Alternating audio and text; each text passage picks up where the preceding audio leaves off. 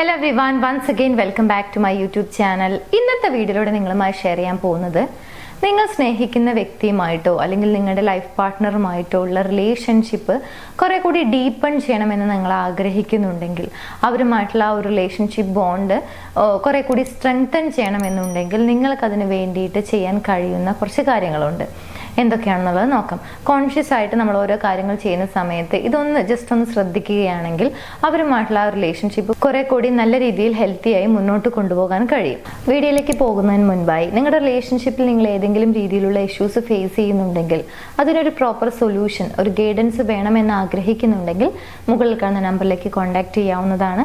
ഞങ്ങളുടെ ടീം നിങ്ങളെ ഹെൽപ്പ് ചെയ്യുന്നതാണ് നിങ്ങളുടെ ആ ഒരു റിലേഷൻഷിപ്പ് ഇഷ്യൂ സോൾവ് ചെയ്യുന്നതിന് വേണ്ടിയിട്ട്. എനിവേസ് നമുക്ക് വീഡിയോയിലേക്ക് പോകാം. ഒന്നാമതായി അവരോട് സംസാരിക്കുന്ന സമയത്ത് വൾണറബിൾ ആകാൻ വേണ്ടി ശ്രമിക്കുക എന്നുള്ളതാണ്.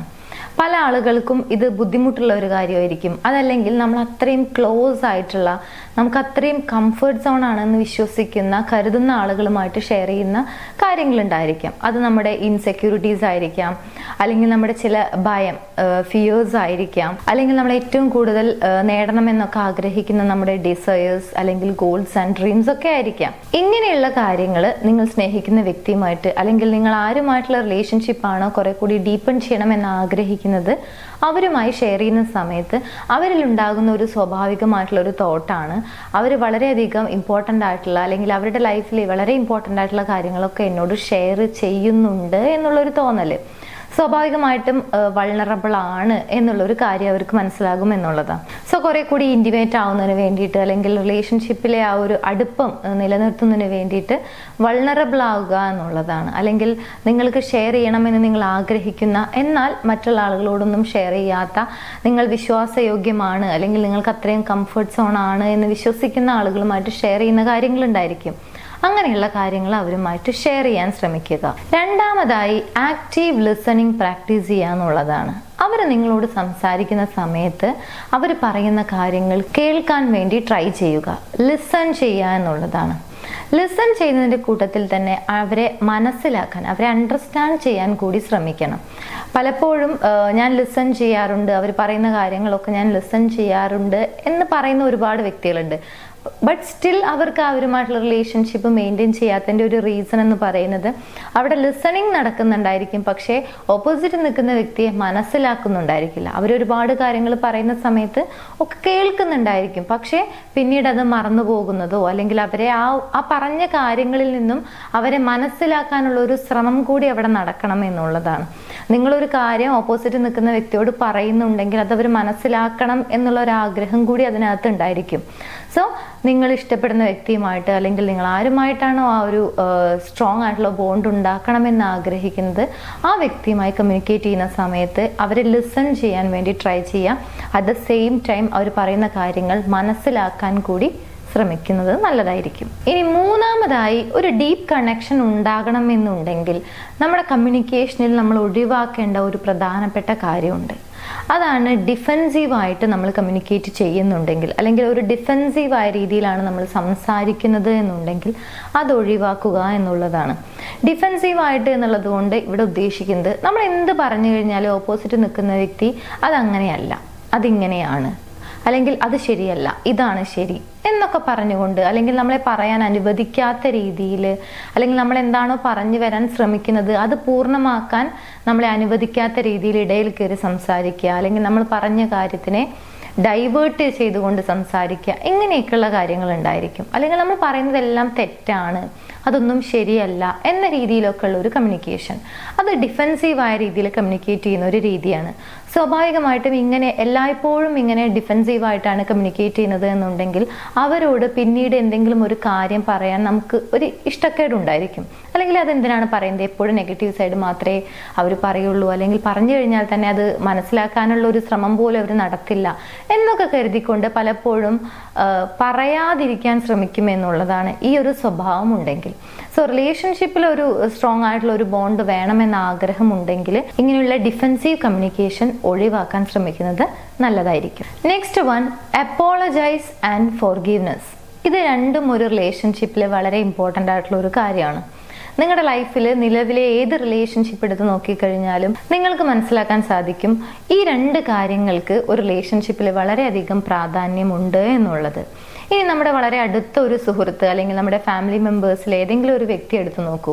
അവരുമായിട്ടുള്ള റിലേഷൻഷിപ്പിൽ നമ്മൾ മുന്നോട്ട് കൊണ്ടുപോകുന്ന സമയത്ത്, ആ റിലേഷൻഷിപ്പ് മുന്നോട്ട് കൊണ്ടുപോകുന്ന സമയത്ത് നമ്മുടെ ഭാഗത്ത് എന്തെങ്കിലും മിസ്റ്റേക്ക് സംഭവിച്ചിട്ടുണ്ടെങ്കിൽ, ആ റിലേഷൻഷിപ്പ് വേണമെന്ന ആഗ്രഹമുണ്ടെങ്കിൽ തീർച്ചയായിട്ടും അവിടെ സോറി പറഞ്ഞ് ആ ഒരു പ്രശ്നം പരിഹരിക്കും എന്നുള്ളതാണ്. അല്ലെങ്കിൽ വളരെ ഓപ്പണായി കമ്മ്യൂണിക്കേറ്റ് ചെയ്ത് ആ പ്രശ്നം പരിഹരിക്കാനുള്ള ഒരു ശ്രമം നടത്തും.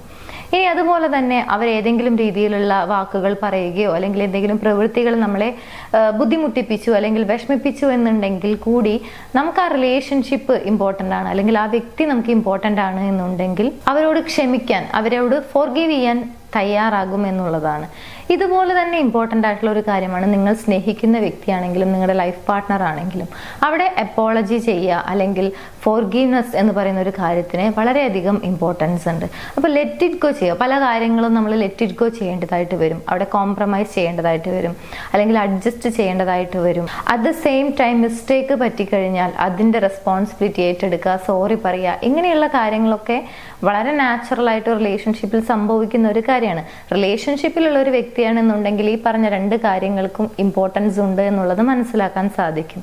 കാരണം രണ്ട് ഇൻഡിവിജ്വൽസ് ആണ്, അവർക്ക് അവരുടേതായ ഇഷ്ടങ്ങൾ, അവരുടേതായ സ്പേസ്, അവരുടേതായ ഫ്രീഡം, എല്ലാ കാര്യങ്ങളും ഉണ്ടാവുന്ന സമയത്ത് ഇതേപോലെ തന്നെ അവിടെ ഡിസഗ്രിമെന്റ്സ് വരാനുള്ളതും അല്ലെങ്കിൽ പരസ്പരം അഭിപ്രായ വ്യത്യാസങ്ങൾ വരിക അല്ലെങ്കിൽ എന്തെങ്കിലും ചാലഞ്ച് നേരിടുക, ഇതൊക്കെ സ്വാഭാവികമായിട്ട് വരുന്ന കാര്യങ്ങളാണ്.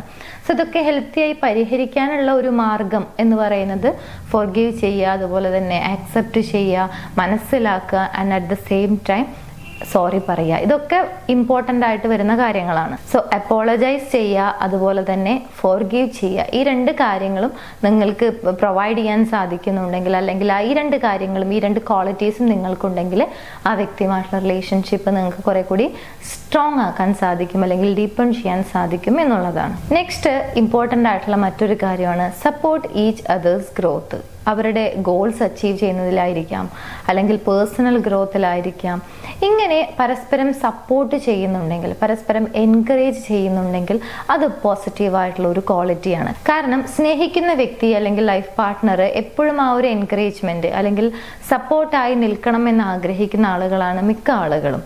സോ ആ ഒരു സപ്പോർട്ട് കിട്ടുന്നുണ്ട് എന്നുണ്ടെങ്കിൽ പോസിറ്റീവായിട്ടുള്ള വളരെ ഹെൽത്തി ആയിട്ടുള്ള ഒരു റിലേഷൻഷിപ്പ് മെയിൻറ്റെയിൻ ചെയ്യാൻ സാധിക്കും. സോ അവരുടെ ഗോൾസ് ആൻഡ് ഡ്രീംസ് അച്ചീവ് ചെയ്യുന്നതിലാണെങ്കിലും പേഴ്സണൽ ഗ്രോത്തിന് വേണ്ടിയിട്ടാണെങ്കിലും സപ്പോർട്ട് ചെയ്യുക എന്നുള്ളതാണ് അവരുമായിട്ടുള്ള ആ ഒരു ബോണ്ടിങ് കുറെ കൂടി ഡീപ്പൺ ചെയ്യുന്നതിന് വേണ്ടിയിട്ട് ചെയ്യാൻ കഴിയുന്ന മറ്റൊരു കാര്യം. നെക്സ്റ്റ് ആൻഡ് ഫൈനൽ വൺ എന്ന് പറയുന്നത് ഏതെങ്കിലും രീതിയിലുള്ള കോൺഫ്ലിക്റ്റുകൾ അല്ലെങ്കിൽ ഡിസഗ്രിമെന്റ് അല്ലെങ്കിൽ വളരെ ടഫായിട്ടുള്ള കമ്മ്യൂണിക്കേഷനൊക്കെ നടത്തേണ്ടി വരുന്ന ചില സാഹചര്യങ്ങൾ ഉണ്ടായിരിക്കും. അങ്ങനെയുള്ള കാര്യങ്ങളൊക്കെ വരുന്ന സമയത്ത് ആ ടോപ്പിക്ക് തന്നെ സ്കിപ്പ് ചെയ്യുന്ന ഒരു പ്രവണത, അല്ലെങ്കിൽ പിന്നീട് അതിനെക്കുറിച്ച് സംസാരിക്കേണ്ട, അല്ലെങ്കിൽ അതിനെക്കുറിച്ച് സംസാരിക്കേണ്ടതിൻ്റെ ആവശ്യകതയില്ല എന്നൊക്കെ പറഞ്ഞുകൊണ്ട് ആ ഒരു പെർട്ടിക്കുലർ സബ്ജക്റ്റിനെ കുറിച്ച്, അതൊരു എന്ത് കാര്യമായിക്കൊള്ളട്ടെ, അതൊരു കൺക്ലൂഷനിലേക്ക് എത്തിക്കാതെ അല്ലെങ്കിൽ അതിനൊരു സൊല്യൂഷൻ കണ്ടെത്താതെ സ്കിപ്പ് ചെയ്തുകൊണ്ടാണ് നിങ്ങൾ എല്ലായ്പ്പോഴും കമ്മ്യൂണിക്കേറ്റ് ചെയ്യുന്നത്, അല്ലെങ്കിൽ അങ്ങനെയാണ് പ്രവർത്തിക്കുന്നത് എന്നുണ്ടെങ്കിൽ അതാണ് ഒരു റിലേഷൻഷിപ്പിൽ ചെയ്യുന്ന ഒരു മിസ്റ്റേക്ക്. സോ ഇത്തരത്തിൽ കോൺഫ്ലിക്റ്റുകൾ വരുന്ന സമയത്ത് അത് സോൾവ് ചെയ്യുക എന്നുള്ളതാണ്. എല്ലായ്പ്പോഴും പിന്നീട് സംസാരിക്കാം, അല്ലെങ്കിൽ അത് സംസാരിക്കേണ്ടതിൻ്റെ ആവശ്യകതയില്ല എന്നൊക്കെ പറഞ്ഞുകൊണ്ട് ഇത്തരത്തിൽ ടോപ്പിക്കുകളൊക്കെ സ്കിപ്പ് ചെയ്യാതിരിക്കുക. ടഫായിട്ടുള്ള കോൺവെർസേഷൻ ആയിരിക്കാം, ബട്ട് സ്റ്റിൽ അതിനൊരു സൊല്യൂഷൻ കണ്ടെത്താൻ രണ്ടുപേരും വിചാരിച്ചു കഴിഞ്ഞാൽ സാധിക്കുമെന്നുള്ളതാണ്. സോ കോൺഫ്ലിക്റ്റുകൾ അഡ്രസ് ചെയ്യുക, അതുപോലെ തന്നെ അതിനൊരു സൊല്യൂഷൻ കണ്ടെത്തുക എന്ന് പറയുന്നത് ഇമ്പോർട്ടൻ്റ് ആയിട്ടുള്ള കാര്യമാണ്. അത്തരത്തിൽ നിങ്ങളൊരു സൊല്യൂഷൻ കണ്ടെത്തുന്നുണ്ടെങ്കിൽ എല്ലായ്പ്പോഴും സ്കിപ്പ് ചെയ്യാതെ അതിനെക്കുറിച്ച് ഇരുന്ന് സംസാരിക്കുന്നുണ്ട്, പരസ്പരം മനസ്സിലാക്കുന്നുണ്ട്, അതുപോലെ തന്നെ അതിനൊരു സൊല്യൂഷൻ കണ്ടെത്താൻ വേണ്ടി ട്രൈ ചെയ്യുന്നുണ്ടെങ്കിൽ അത് പോസിറ്റീവായിട്ടുള്ള ഒരു കാര്യമാണ്. അത് ആ റിലേഷൻഷിപ്പിനെ പോസിറ്റീവായ രീതിയിൽ തന്നെയാണ് ഇമ്പാക്റ്റ് ചെയ്യുക. സോ നിങ്ങൾ തമ്മിലുള്ള ആ ഒരു ബോണ്ട് കുറെ കൂടി സ്ട്രെങ്തൻ ചെയ്യണമെന്ന ആഗ്രഹമുണ്ടെങ്കിൽ അതിനു വേണ്ടി ചെയ്യാൻ കഴിയുന്ന മറ്റൊരു കാര്യം എന്ന് പറയുന്നത് ഏതെങ്കിലും രീതിയിലുള്ള ഇഷ്യൂസ് ഫേസ് ചെയ്യുന്ന സമയത്ത്, അല്ലെങ്കിൽ കോൺഫ്ലിക്റ്റുകൾ, ചാലഞ്ചുകളൊക്കെ വരുന്ന സമയത്ത് അത് സ്കിപ്പ് ചെയ്യാതെ അതിനെക്കുറിച്ച് സംസാരിക്കുക, അതിനെന്ത് ചെയ്യാം എന്നതിനെക്കുറിച്ച് ഒരു പ്ലാനിങ് തയ്യാറാക്കി അതിനു വേണ്ടിയിട്ട് ട്രൈ ചെയ്യുക. ഇത്രയും കാര്യങ്ങൾ ഒരു വ്യക്തിയുമായിട്ടുള്ള ഇൻറ്റിമസി ഇൻക്രീസ് ചെയ്യുന്നതിന് വേണ്ടിയിട്ട്, അല്ലെങ്കിൽ ആ വ്യക്തിയുമായിട്ടുള്ള റിലേഷൻഷിപ്പ് കുറെ കൂടി ഡീപ്പൺ ചെയ്യുന്നതിന് വേണ്ടിയിട്ട്, ഒരു സ്ട്രോങ് ആയിട്ടുള്ള ഒരു ബോണ്ട് ക്രിയേറ്റ് ചെയ്യുന്നതിന് വേണ്ടിയിട്ടൊക്കെ നമുക്ക് ചെയ്യാൻ കഴിയുന്ന കുറച്ച് കാര്യങ്ങളാണ്. വളരെ കോൺഷ്യസ് ആയിട്ട് ചില കാര്യങ്ങളിലൊക്കെ ഇത് അപ്ലൈ ചെയ്ത് കഴിഞ്ഞാൽ തീർച്ചയായിട്ടും ആ വ്യക്തിയുമായിട്ടുള്ള ആ ഒരു റിലേഷൻഷിപ്പിൻ്റെ ആ ഒരു സ്ട്രെങ്ത് നമുക്ക് ഇമ്പ്രൂവ് ചെയ്യാൻ സാധിക്കും. അതിനുവേണ്ടി ചെയ്യാൻ പറ്റുന്ന കാര്യങ്ങളാണ് ഈ പറഞ്ഞ കാര്യങ്ങളൊക്കെ. തീർച്ചയായിട്ടും ഈ ഒരു വീഡിയോ നിങ്ങൾക്ക് യൂസ്ഫുൾ ആണെന്ന് വിചാരിക്കുന്നു. യൂസ്ഫുൾ ആണെങ്കിൽ മറ്റുള്ള ആളുകളിലേക്ക് ഷെയർ ചെയ്യാൻ മറക്കരുത്. എനിവേസ്, നിങ്ങൾ ആദ്യമായാണ് എൻ്റെ വീഡിയോസ് കാണുന്നത് എന്നുണ്ടെങ്കിൽ, പുതിയ വീഡിയോസ് കാണാൻ താല്പര്യമുണ്ടെങ്കിൽ ചാനൽ സബ്സ്ക്രൈബ് ചെയ്യാനും മറക്കരുത്. എനിവേസ്, നമുക്ക് മറ്റൊരു വീഡിയോയിൽ കാണാം. താങ്ക്